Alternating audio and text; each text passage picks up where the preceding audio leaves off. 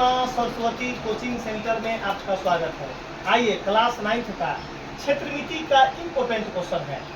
10th में भी question पूछा जाता है, बहुत ही लाजवाब क्वेश्चन है, शानदार क्वेश्चन है कि उस बेलन का आयतन निकालें जिसका व्यास 14 सेंटीमीटर है तथा ऊंचाई 2 सेंटीमीटर है। दिमाग लगाना है कि बेलन का आयतन निकाला है। आपके पास 9th में भी क्वेश्चन आएगा, 10th में भी आता है क्वेश्चन। दिमाग में जो लड़का 9th पढ़ लिया बढ़िया से, उसको 10th में दिक्कत होगा ही नहीं। 9th सही से पढ़िए तब मेंसुरेशन आपका पूरे बन जाएगा बोर्ड में। बहुत ऐसा टॉपिक है जो अलजेब्रा पढ़ लीजिएगा तो आपको पूरे जो है 10th में काम कर जाएगा। बहुत सारा ऐसा चैप्टर है जो नंबर सिस्टम है, अगर आप नंबर सिस्टम पढ़ लीजिएगा 10th में वही चीज़ है। तो आप दिमाग से पढ़िए, प्रोबेबिलिटी पढ़िएगा वही 10th में है।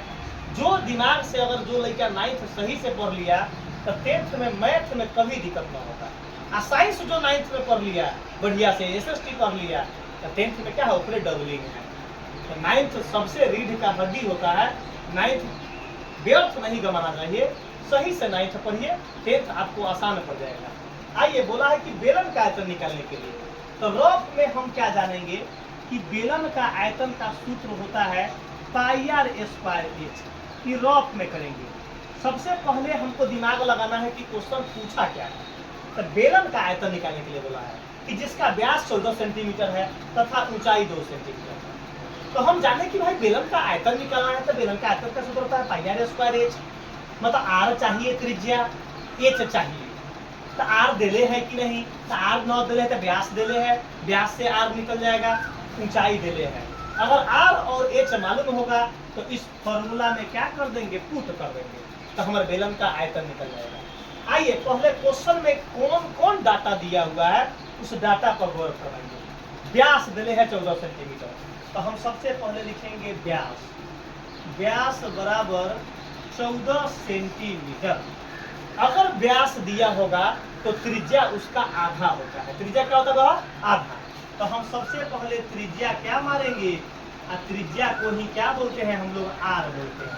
क्या बोलते हैं, r, ब्रैकेट में r दीजिए। तो त्रिज्या क्या होता है, तो व्यास का आधा होता है। याद रखिएगा जितना व्यास होगा उसका आधा त्रिज्या होगा। तो काट देंगे 2 सके 14। तो r कितना निकल गया, r बराबर 7 सेंटीमीटर।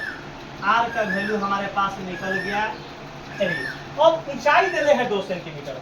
ऊंचाई को हम क्या मानते हैं, h बोलते हैं। तो ऊंचाई देले है 2 सेंटीमीटर।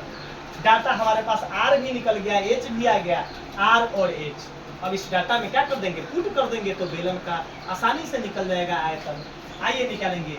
इसलिए बेलन का आयतन बराबर, बेलन का आयतन क्या होता है, सूत्र πr²h। पाई का वैल्यू हम लोग जानते हैं कि 22/7 होता है। बीच में कुछ न तो गुना, r का वैल्यू है 7, अब ऊपर पावर 2 है तो 7 × 7, 2 बार गुना करेंगे।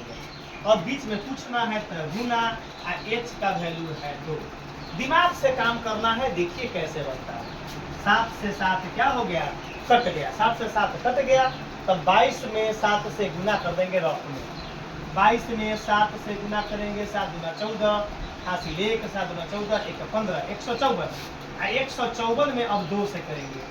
154 में क्या करेंगे, 2 से, 2 × 8, 2 × 5 10, हासिल 1, 2 × 2 1 3। तो 308 निकल गया। 308। डाटा कितना है, सेंटीमीटर में, यहाँ सेंटीमीटर। आयतन मांगा है तो आयतन में पावर 3। अगर कहता हमारे पास क्षेत्रफल तब पावर 2 देते। यही आंसर आ गया।